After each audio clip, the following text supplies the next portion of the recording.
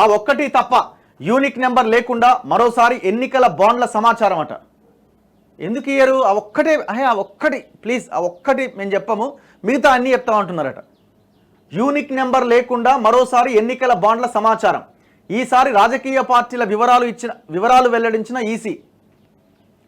బీజేపీకి 6,986 కోట్లు, తృణమూల్ కాంగ్రెస్ పశ్చిమ బెంగాల్లో ఉన్న మమతా బెనర్జీ పార్టీకి 1,397 కోట్లు, కాంగ్రెస్కు 1,334 కోట్లు, బీఆర్ఎస్కు 1,322 కోట్లు, ఏపీలో వైసీపీకి 442 కోట్లు, టీడీపీకి 181 కోట్లు. దాతల వివరాలను వెల్లడించిన డిఎంకే, అన్నా డిఎంకే, జేడీఎస్. మెగా బాండ్లు డిఎంకేకి 105 కోట్లు, జేడీఎస్కి 50 కోట్లు. ఎట్లా పోయినాయండి ఈ డబ్బులు?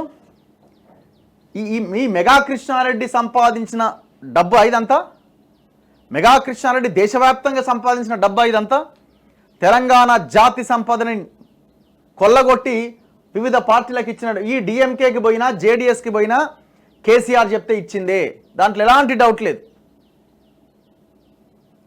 ఎన్నికల బాండ్లకు సంబంధించి రాజకీయ పార్టీలు సుప్రీంకోర్టుకు గతంలో సీల్డ్ కవర్లలో సమర్పించిన వివరాలను ఎన్నికల కమిషన్ ఆదివారం తన వెబ్సైట్లో పెట్టింది.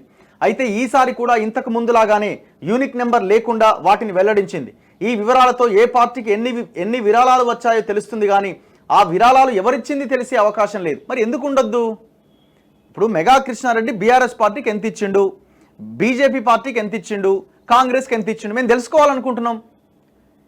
ఈ దేశంలో ప్రజలే కదా దేవుళ్ళు, మీరే కదా చెప్తారు. ప్రతి పార్టీ ప్రజలే సుప్రీం అంటారు కదా. మరి ఆ సుప్రీంలైన దేవుళ్ళైన ప్రజలకి ఈ వివరాలు ఎందుకు తెలియవద్దు?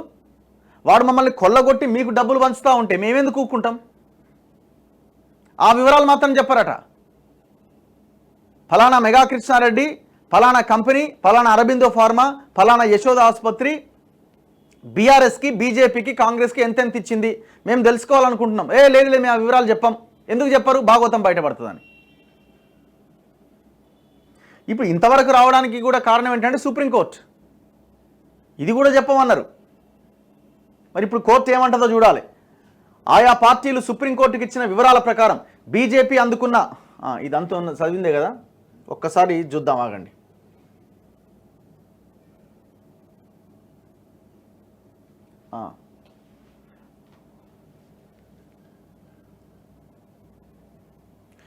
ఏ పార్టీకి ఎంతెంత వచ్చినాయి అన్నది ఉన్నది, కానీ ఎవరు ఎంతెంత ఇచ్చారన్న విషయాలు మాత్రం ఇక్కడ కనబడతలేవు. ఒక్కొక్క పార్టీకి వచ్చిన లెక్క చెప్తా ఉన్నారు. 1,368 కోట్ల విలువైన బాండ్లతో శాంటియాగో మార్టిన్కు చెందిన ఫ్యూచర్ గేమింగ్ కంపెనీ దేశంలోనే అతిపెద్ద ఎలక్టోరల్ బాండ్ల కొనుగోలుదారుగా నిలిచింది. వాడి మీద ఈడీ రైడ్ జరగంగానే పంచుకుంటూ పోయిండు. కేసులు పడతా ఉంటే డబ్బులు ఇచ్చుకుంటూ బాండ్లు ఇచ్చుకుంటూ పోయిండు. ఆ కంపెనీ కొన్న బాండ్లలో 37% డిఎంకే పార్టీకే ఇచ్చిందట.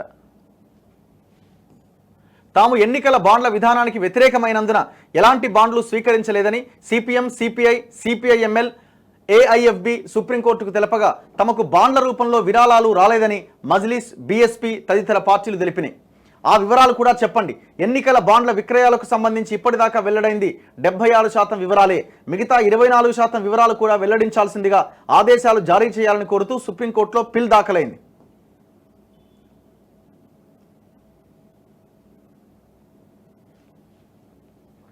ఇది పెద్ద అఫీషియల్ అధికారిక స్కామ్ అండి. ఇది బీజేపీకి దాదాపు 6,000 కోట్ల రూపాయల ఎలక్టోరల్ బాండ్స్ రూపంలో డబ్బులు వచ్చిన వాటిని ఎన్కాష్ చేసుకున్నారు. మేము అవినీతికి వ్యతిరేకం అంటాం. అది అవినీతి కాదా? వాడు మొత్తం దేశాన్ని ముంచి సర్వనాశనం చేసి డబ్బులు సంపాదించి, మీ ద్వారా లాభం పొంది డబ్బులు సంపాదించి, వాడు ఆ డబ్బులను తీసుకొచ్చి మీకు పార్టీ ఫండ్ ఇస్తున్నాడు. దీన్ని ఏమంటారు? అవినీతి అనకపోతే ఇది అధికారిక అవినీతి. పోనీ వాళ్ళకొక్కరికే ఇచ్చిండా? లేదు, మళ్ళీ బీఆర్ఎస్కి ఇచ్చిండు, కాంగ్రెస్కి ఇచ్చిండు, అందరికి ఇచ్చిండు. కాకపోతే వాళ్ళకి తక్కువ ఇచ్చిండు. ప్రాంతీయ పార్టీల విషయానికి వస్తే టాప్లో ఉన్నాడు కేసీఆర్. తృణమూల్ కాంగ్రెస్ కేసీఆర్ఏగా.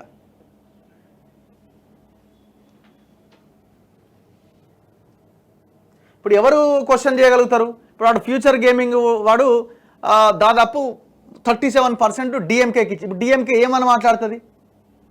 అవినీతికి మేము వ్యతిరేకం అంటదా? బీజేపీ అవినీతి చేస్తుందంటారా? అంత దొంగలే. అన్ని పార్టీలు దొంగలు తయారయ్యారు.